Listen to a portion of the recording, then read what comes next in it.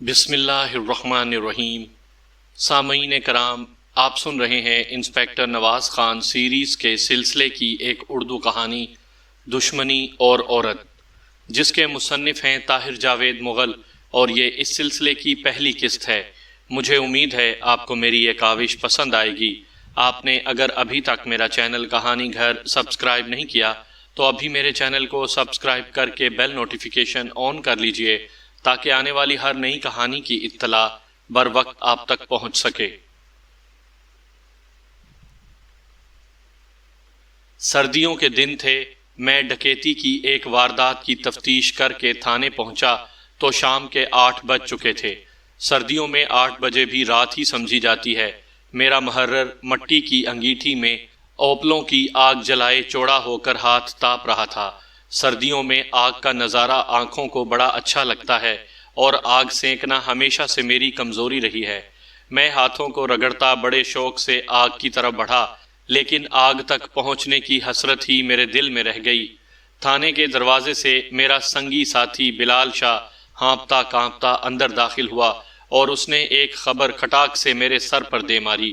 کچھ تو خبر ایسی تھی کہ کچھ بلال شاہ کے سنانے کا انداز پورے تھانے میں سراسیمگی پھیل گئی۔ اطلاع یہ تھی کہ گاؤں کی شمالی جانب حاجی رحمت کے کھیتوں میں ایک شخص شدید زخمی حالت میں پڑا ہے، بس کوئی سانس اس میں باقی ہے۔ بلال شاہ نے لالٹین کی روشنی میں دیکھا تھا، اس کے دونوں بازو ٹوٹے ہوئے تھے اور چہرہ خون میں لت پت تھا۔ لباس سے اندازہ ہوتا تھا کہ وہ کوئی شہری بندہ ہے۔ میں نے اسی وقت 2 سپاہیوں کو ساتھ لیا اور بلال شاہ کے ساتھ موقع واردات کی طرف روانہ ہو گیا۔ سخت سردی نے گلیاں سنسان کر رکھی تھیں اور کھیت کھلیان ویران نظر آتے تھے۔ کوئی 3 فرلانگ طے کر کے ہم حاجی رحمت کے کھیتوں میں پہنچے۔ میرے ہاتھ میں ٹارچ اور بلال شاہ کے پاس لالٹین تھی۔ وہ کماد کے کھیت میں ایک جگہ پہنچ کر رک گیا اور حیرت سے چاروں طرف دیکھنے لگا۔ میں نے اس کی شکل دیکھی اور سمجھ گیا یا تو وہ بھول رہا ہے یا پھر کوئی زخمی کو اٹھا کر لے گیا ہے۔ ہاں بھائی بلال شاہ، کہاں گیا تمہارا بندہ؟ بلال شاہ بدحواس ہو کر ادھر ادھر ڈھونڈنے لگا، لیکن بندہ وہاں ہوتا تو ملتا۔ دونوں سپاہی بلال شاہ کی حالت پر ہنسنے کی تیاری کر ہی رہے تھے جب میری ٹارچ کا روشن دائرہ کچی زمین پر خون کے چھوٹے چھوٹے دھبوں پر پڑا۔ بلال شاہ سچا تھا، یقیناً تھوڑی دیر پہلے یہاں ایک زخمی موجود تھا۔ ہم نے اچھی طرح ارد گرد کے کھیتوں کا جائزہ لیا، لیکن کوئی سراغ ہاتھ نہیں آیا۔ اگر خون کے دھبے موجود نہ ہوتے اور زمین گواہی نہ دیتی تو ہم یہی سمجھتے کہ بلال شاہ کو زبردست دھوکہ ہوا ہے۔ دیہاتی زندگی میں اس طرح کے واقعات روزمرہ کا معمول ہوتے ہیں۔ ایک کھیت میں کسی زخمی کا پایا جانا اور پھر غائب ہو جانا زیادہ انہونی بات نہیں تھی۔ کہیں سے کسی نے کوئی رپورٹ وغیرہ بھی نہیں کی تھی، لہٰذا اندازہ ہوتا تھا کہ کوئی سنگین معاملہ نہیں ہے۔ یہ دوسرے یا تیسرے روز کا واقعہ ہے۔ صبح کا وقت تھا۔ میں آ کر اپنے کمرے میں بیٹھا ہی تھا کہ 2-3 آدمی تھانے میں داخل ہوئے۔ ان میں ایک بوڑھی عورت بھی شامل تھی۔ میں اسے اچھی طرح جانتا تھا۔ اس کا نام اللہ وسائی تھا اور یہ گاؤں میں پرچون کی چھوٹی سی دکان کرتی تھی۔ خاوند مر چکا تھا اور یہ اپنی بیٹی اور بیٹے کے ساتھ رہتی تھی۔ اس کے بیٹے کا نام سدھو تھا۔ وہ بیچارہ سیدھا سادہ تھا۔ اللہ وسائی کا چہرہ دیکھتے ہی مجھے اندازہ ہوا کہ اس کے ساتھ کوئی گڑبڑ ہو گئی ہے۔ اس کا چہرہ زرد ہو رہا تھا اور ہاتھ پاؤں کانپ رہے تھے۔ تھانے دار جی، کوئی میری نوراں کو اٹھا کر لے گیا ہے۔ ہائے میں اجڑ گئی، ہائے میں برباد ہو گئی۔ وہ بے تحاشا واویلا کرنے لگی۔ میں نے اس کے ساتھ آنے والے مردوں سے پوچھا کہ کیا معاملہ ہے۔ انہوں نے بھی یہی بات بتائی کہ کسی نے نوراں کو اٹھا لیا ہے۔ یہ 3 مرد جو ساتھ آئے تھے، 2 تو اللہ وسائی کے پڑوسی تھے اور ایک گاؤں کا مؤذن تھا۔ میں نے اللہ وسائی کو تسلی دی اور اسے کہا کہ وہ تفصیل سے ساری بات بتائے تاکہ اگر واقعی لڑکی اغوا ہوئی ہے تو کارروائی میں دیر نہ ہو۔ اللہ وسائی نے کہا، میرے پتر سدھو کو رات سے پیٹ میں درد تھا۔ صبح اذانوں کے وقت میں حکیم کو بلانے کے لیے نکلی۔ حکیم صاحب نماز پڑھنے نکلے ہوئے تھے۔ میں مسجد کے دروازے پر آ بیٹھی۔ وہ نماز پڑھ کر نکلے تو میں انہیں لے کر گھر آ گئی۔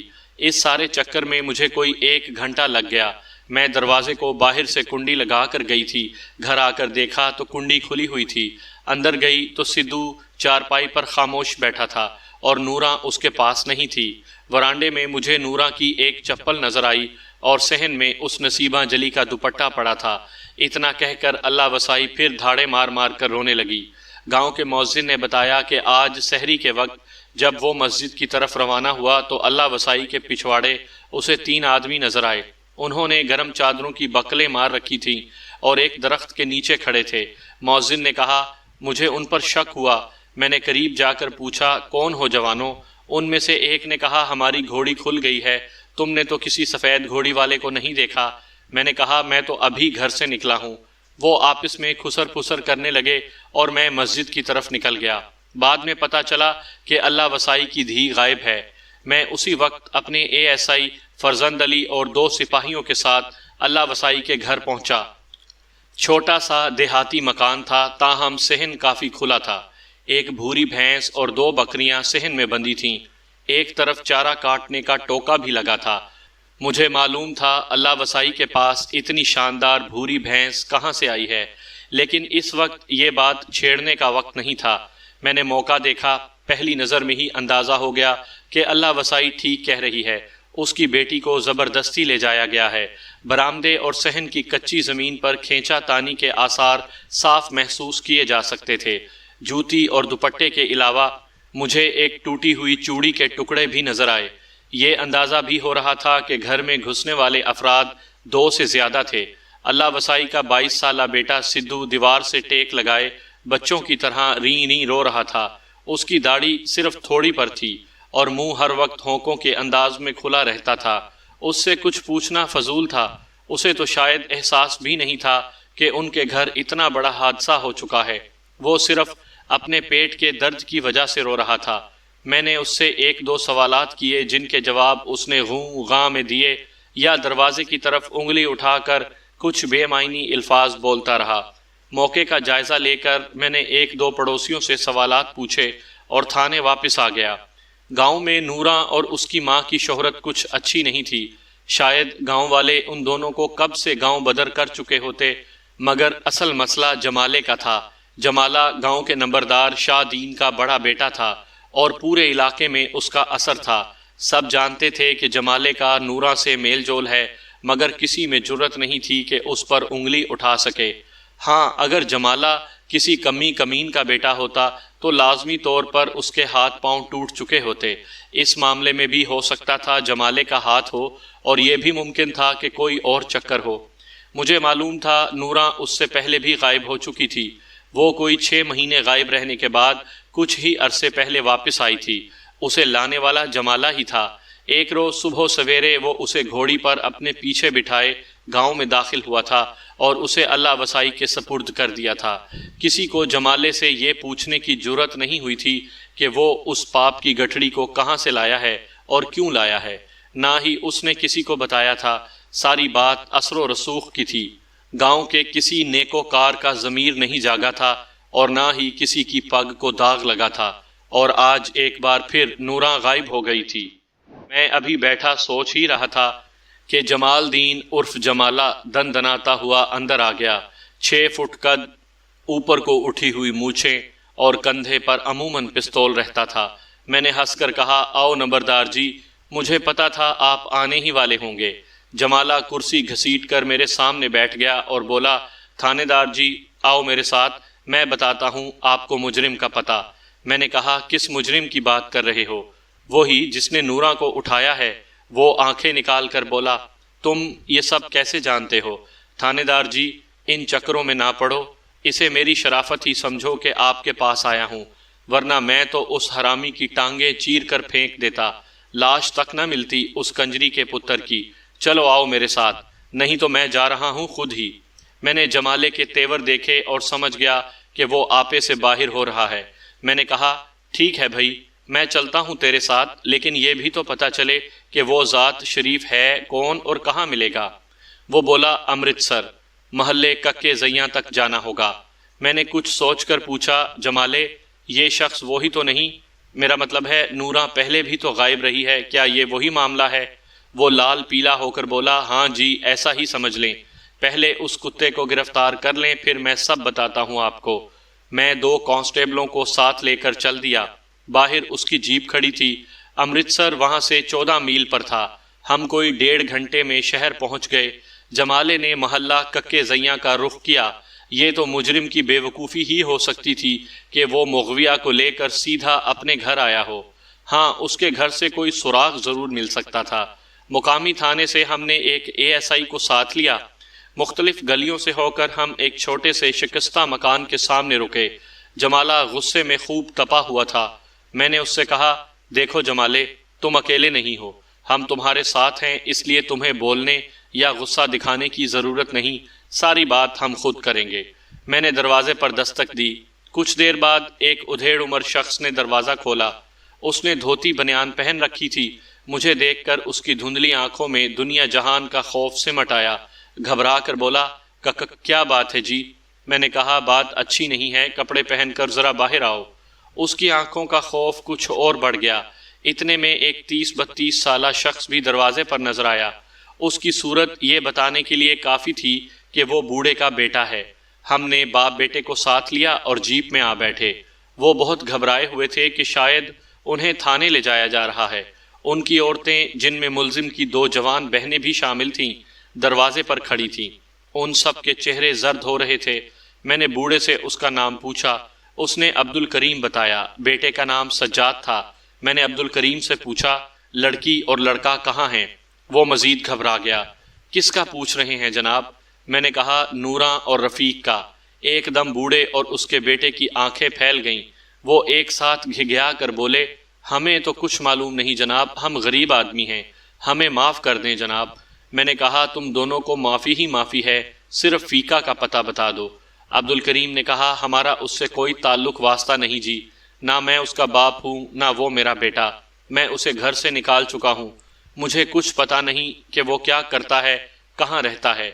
جمالہ غصے سے پھٹ پڑا، بکواس نہ کر اوئے بڈھے، بڑا نیکوکار بنتا ہے، میں تم سب کو جانتا ہوں، ایک سے بڑھ کر ایک مال زادے ہو تم، اب گردن پاؤں کے نیچے آئی ہے تو کہتا ہے میں اس کا باپ نہیں ہوں۔ تو باپ نہیں تو کون باپ تھا اس کا؟ میں نے جمالے کو بمشکل چپ کرایا۔ اس کے خوفناک تیور دیکھ کر بوڑھا اور اس کا بیٹا تھر تھر کانپ رہے تھے۔ میں نے ان دونوں سے کہا کہ ایسی کچی پکی باتوں سے ان کی جان نہیں چھوٹے گی۔ اگر وہ تھانے میں الٹا لٹکنا نہیں چاہتے تو صاف صاف بتائیں کہ فیقہ ہے کہاں اور اس کے سنگی ساتھی کون ہیں۔ میرے غصیلے لہجے نے باپ بیٹے کو بولنے پر مجبور کر دیا۔ انہوں نے رفیق کے بارے میں جو کچھ بتایا وہ کچھ یوں ہے۔ آج سے کوئی 8-10 ماہ پہلے ایک رات فیقہ کارخانے کی دوسری شفٹ میں کام کر کے واپس آ رہا تھا کہ ریلوے لائن کے قریب درختوں میں اسے کسی عورت کی چیخ سنائی دی۔ وہ اس سنسان جگہ پر یہ آواز سن کر حیران رہ گیا۔ اس نے آگے بڑھ کر دیکھا تو یہ آواز ریلوے گارڈ کی کوٹھڑی میں سے آ رہی تھی۔ رفیق ہڈ پیر کا اچھا اور جسم کا مضبوط تھا، اٹھتی ہوئی جوانی تھی اور دل میں جوش بھی تھا۔ وہ دبے پاؤں کوٹھڑی کی طرف بڑھا، اندر مدھم روشنی ہو رہی تھی۔ اس نے جھانک کر دیکھا 2 آدمی ایک خوبصورت دیہاتن لڑکی سے ہاتھ چلاکی کر رہے تھے۔ ایک نے اس کا منہ دبا رکھا تھا اور دوسرا ٹانگیں جکڑنے کی کوشش کر رہا تھا۔ لڑکی کا لباس تار تار تھا اور جسم پر تشدد کے آثار تھے۔ رفیق کو لڑکی کی بے بسی پر بہت ترس آیا۔ اس کے پاس لوہے کی ایک لٹ تھی۔ یہ لٹ وہ رات کو واپس آتے ہوئے آوارہ کتوں کے لیے رکھتا تھا۔ اس نے آگے بڑھ کر دروازے کو زور سے دھکا دے کر کھولا اور اندر داخل ہو گیا۔ وہ سخت غصے میں تھا۔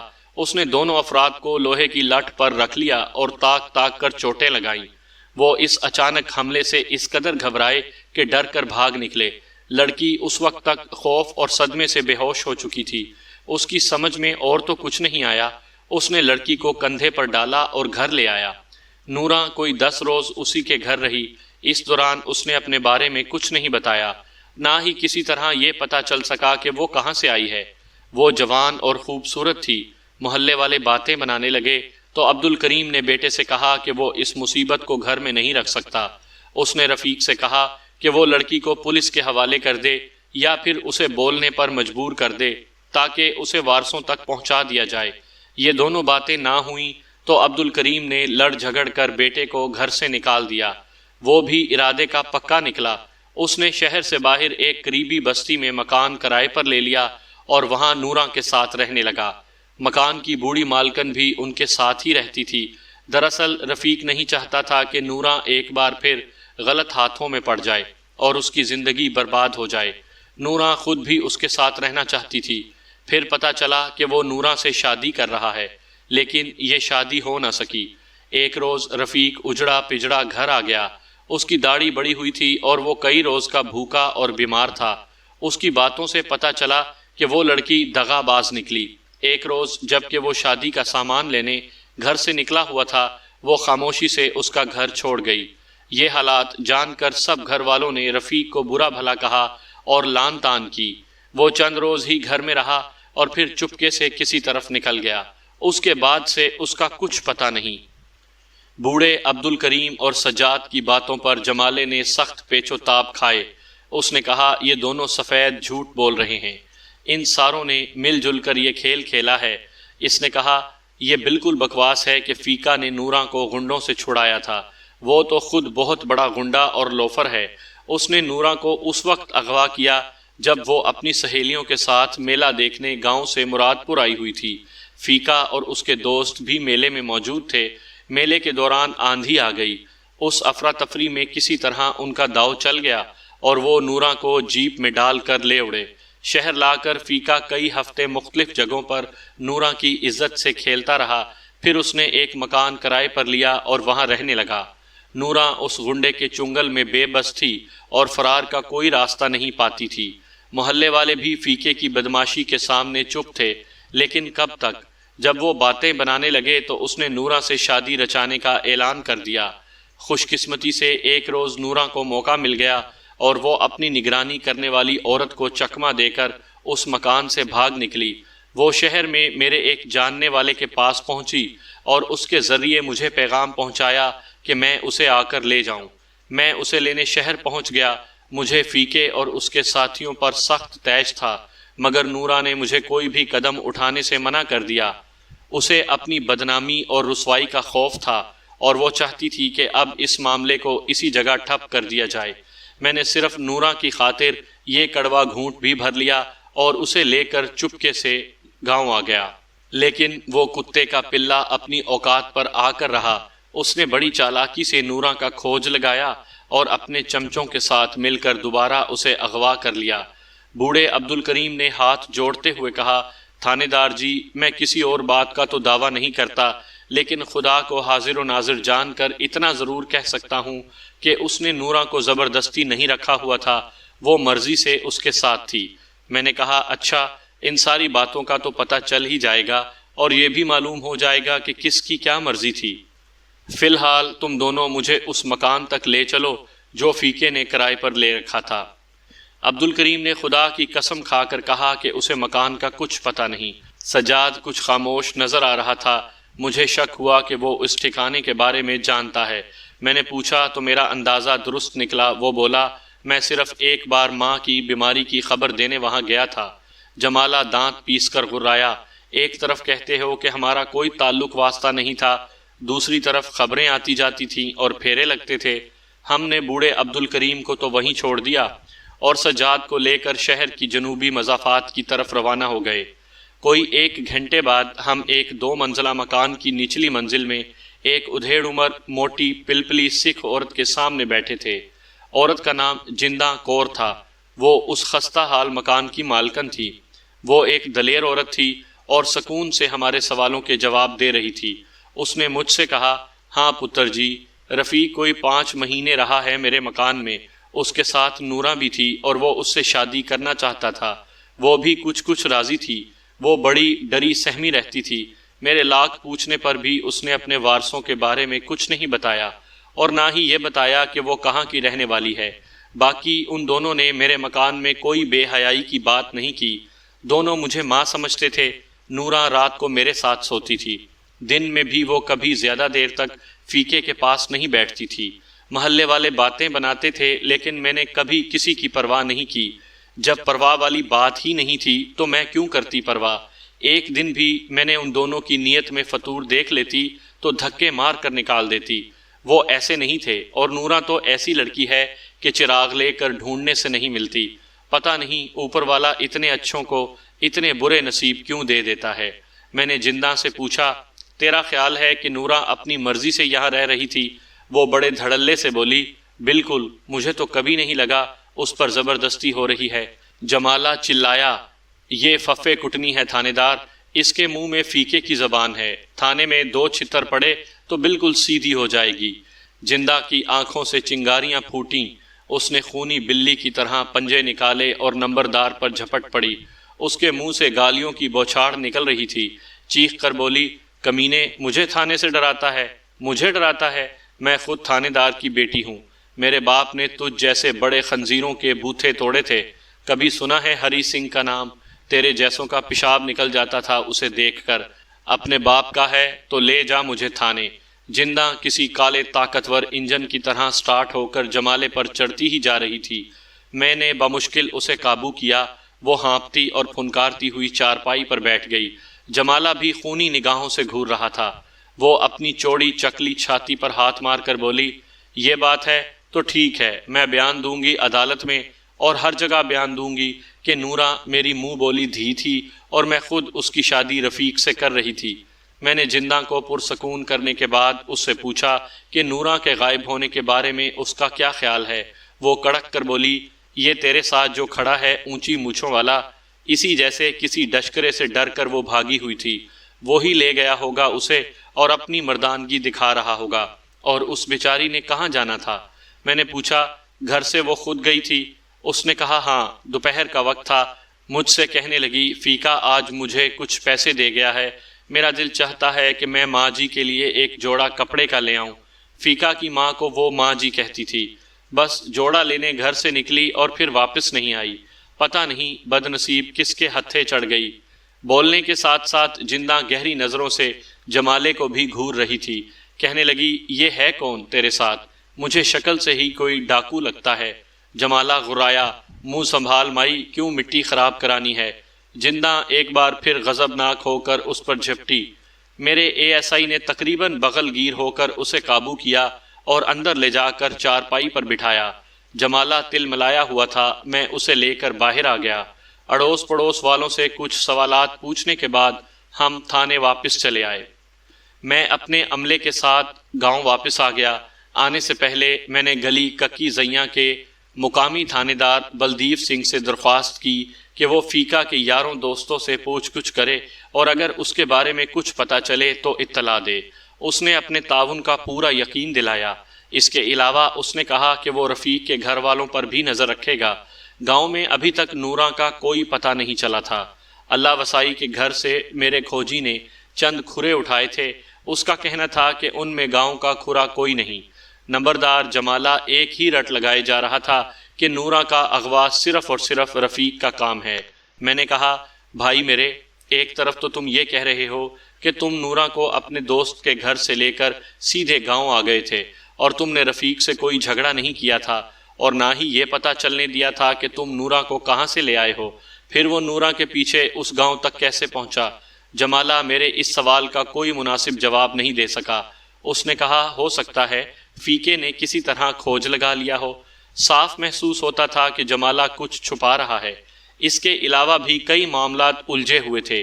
رفیق کے وارثوں کا کہنا تھا کہ لڑکی اپنی مرضی سے شہر میں رہ رہی تھی، جبکہ جمالے کا بیان کچھ اور کہانی سنا رہا تھا۔ میں نے اس سلسلے میں اللہ وسائی سے کھل کر بات چیت کی۔ اللہ وسائی نے وہی گھسی پٹی کہانی شروع کر دی، یعنی میری بیٹی تو جی گائے ہے، 5 وقت کی نمازن ہے، زمین سے نگاہ نہیں اٹھاتی، لوگ صرف اسے بدنام کر رہے ہیں، وغیرہ وغیرہ۔ اللہ وسائی کی باتوں سے چڑھ کر میں نے کہا، دیکھ ماسی، زیادہ ہوشیار بننے کی کوشش مت کر۔ سارا گاؤں جانتا ہے کہ تو کتنی بھلی مانس ہے اور تیری بیٹی کتنی اللہ لوک ہے۔ پرچون کی دکان تو صرف بہانہ ہے، ورنہ تم دونوں جمالے کا دیا ہوا کھاتی ہو۔ گھر میں بھوری بھینسیں ایسے ہی نہیں بن جاتی، نہ ہی نوٹ درختوں پر لگتے ہیں۔ میری بات پر اللہ وسائی کو چپ لگ گئی۔ کچھ دیر خشک ہونٹوں پر زبان پھیرتی رہی، پھر بولی، تھانے دار جی، میں قسم کھاتی ہوں، میں نے کبھی کسی سے کچھ مانگا نہیں۔ اب وہ نمبردار کا بیٹا ہے، میں اسے روک تو نہیں سکتی نا۔ یہ تو اس کی مہربانی ہے کہ نورا سے بیاہ کرنا چاہتا ہے، نہیں تو چودھریوں کو کس بات کا ڈر ہوتا ہے، اپنی پسند کی شے چھین کر لے جاتے ہیں۔ میں نے کہا، اس کا مطلب ہے کہ تو مانتی ہے کہ تیری بیٹی کے جمالے سے تعلقات تھے؟ وہ بولی، بس وہ اسے پسند کرتا تھا، شاید اب تک دونوں کی شادی بھی ہو گئی ہوتی اگر وہ مرن جوگا لوہار بیچ میں نہ آتا۔ میری انمول ہیرے جیسی دھی کو میلے سے اٹھا کر لے گیا تھا۔ میں نے پوچھا لوہار سے تیرا مطلب فیکا ہے؟ اس نے ہاں میں جواب دیا۔ پھر وہ کتھا شروع کر دی جو میں اس سے پہلے جمالے سے سن چکا تھا۔ اللہ وسائی اور جمالے کا بیان تقریباً ایک تھا اور صاف اندازہ ہوتا تھا کہ دونوں اندر سے ملے ہوئے ہیں۔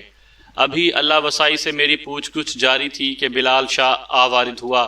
اس کی آمد کے پیچھے یقیناً کوئی اہم خبر تھی۔ میں اسے شہر چھوڑ کر آیا تھا۔ میں نے مقامی تھانے کے S H O Baldev Singh کو بتایا تھا کہ بلال شاہ ایک اچھا مخبر ہے، اس سے کام لو اور اس کے ذریعے رفیق کے یاروں دوستوں کی ٹو لگاؤ۔ آج 5ویں روز بلال شاہ گاؤں واپس آ گیا تھا۔ میں نے اللہ وسائی کو گاؤں میں رہنے کی ہدایت کر کے واپس بھیج دیا اور بلال شاہ کے ساتھ اپنے کمرے میں آ بیٹھا۔ بلال شاہ نے حسب معمول تھوڑے سے نخرے دکھانے کے بعد جو کچھ بتایا وہ مختصراً یوں ہے۔ انسپیکٹر بلدیو سنگھ نے رفیق کے یاروں دوستوں اور ملنے جلنے والوں سے پوچھ گچھ کی تھی۔ اس پوچھ گچھ کے نتیجے میں پتہ چلا کہ رفیق کا ایک بدنام طوائف کے پاس آنا جانا تھا۔ اس طوائف کا نام زری ہے اور اس سے رفیق کے تعلقات کوئی 3 مہینے پہلے شروع ہوئے تھے۔ یہ وہ دن تھے جب نوراں اسے چھوڑ کر جا چکی تھی اور وہ اس کی جدائی میں بے حال پھر رہا تھا۔ گھر والے بھی اسے قبول نہیں کرتے تھے، لہٰذا اس نے آوارگی اختیار کر رکھی تھی۔ ایسے میں اس کا زیادہ وقت زری کے کوٹھے پر یا مشٹنڈوں کی ایک بیٹھک میں گزرتا تھا۔ زری سے اس کے تعلقات اب بھی قائم ہیں اور وہ اکثر وہاں آتا جاتا رہتا ہے۔ بلال شاہ نے میرے شوق کو تیز کرنے کے لیے سگریٹ کے 2 گہرے کش لیے اور اطمینان سے بولا۔ انسپیکٹر بلدیو سنگھ نے مجھے گاہک بنا کر زری کے کوٹھے پر بھیج دیا۔ اب میں 4 دن سے مسلسل وہاں جا رہا ہوں۔ انسپیکٹر بلدیو کا خیال ہے کہ فیکا جہاں کہیں بھی ہے زری کے پاس ضرور آئے گا۔ میرا بھی یہی خیال ہے کہ فیکا جہاں کہیں بھی ہے زری کے پاس ضرور آئے گا۔ وہ بڑے ٹیکے دار عورت ہے، بندہ ایک دفعہ اس کے جال میں پھنس کر نکل نہیں سکتا۔ مجھے تو اپنا خطرہ پیدا ہونے لگا ہے، کہیں شیطان دل میں کوئی الٹا سیدھا خیال نہ ڈال دے۔ میری بیوی تو ایسی ولی اللہ ہے کہ چہرے سے دل کا حال جان لیتی ہے۔ اسے پتہ چل جائے کہ مجھ پر کسی طوائف کا سایہ بھی پڑا ہے تو فوراً رنڈوا کر دے مجھے۔ میں نے ہنستے ہوئے کہا بلال شاہ تو عورت پروف ہے، مجھے پتہ ہے تیرے دل میں کوئی الٹا سیدھا خیال نہیں آئے گا۔ ویسے خبر تو بڑی پتے کی لایا ہے، اب کیا خیال ہے تیرا؟ اس عورت کی نگرانی جاری رہنی چاہیے یا نہیں؟ بلال شاہ نے ٹانگ پر ٹانگ جما کر ایک اور گہرا سوٹا لگایا۔ خان صاحب مجھے تو کوئی اعتراض نہیں، کہیں تو پورا سال تماش بین بنا رہتا ہوں، مگر مجھے لگتا نہیں کہ یہ ترکیب کامیاب ہوگی۔ فیکا نوراں کی جدائی میں پریشان ہو کر زری کے پاس آتا تھا۔ اب اگر اس نے واقعی نوراں اغوا کر لی ہے تو اس کی دل پشوری کا انتظام تو ہو گیا۔ ہو سکتا ہے کہ وہ وقتی طور پر زری کو بھول جائے اور یہ بھی ہو سکتا ہے کہ کبھی ادھر کا رخ ہی نہ کرے۔ میں نے کہا پھر کیا ارادہ ہے؟ اس رنگیلی کو ذرا اپنی تھانے داری دکھائی جائے۔ ہاں، اس کے علاوہ کوئی چارہ نظر نہیں آتا، بلال شاہ نے کہا۔ یقیناً وہ فیکا کے بارے میں کچھ نہ کچھ تو جانتی ہوگی، مگر چلاک عورت ہے، سیدھی انگلیوں سے گھی نہیں نکلے گا۔ میں نے کہا تو ٹھیک ہے، وہاں سے بلدیو سنگھ کو اپنے ساتھ لے جاؤ، وہ خود ہی ڈرا دھمکا کر پوچھ لے گا اس سے۔ نہیں خان صاحب، میرا خیال ہے آپ خود ہی چلیں، بات بگڑی تو سنبھال لیں گے۔ کیا مطلب؟ وہ کھسیانہ ہو کر اصل بات بتاتے ہوئے بولا، دراصل ادھر تھوڑا سا پھڈا ہو گیا ہے۔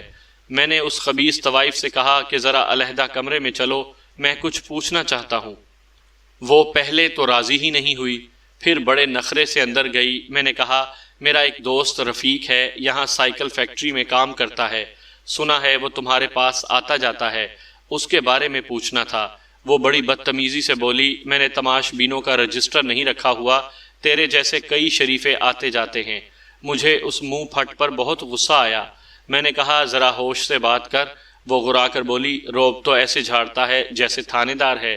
میں نے کہا تھانے دار سے کم بھی نہیں ہوں، زیادہ ٹیڑھا ہو کر دکھائے گی تو سیدھا کر دوں گا۔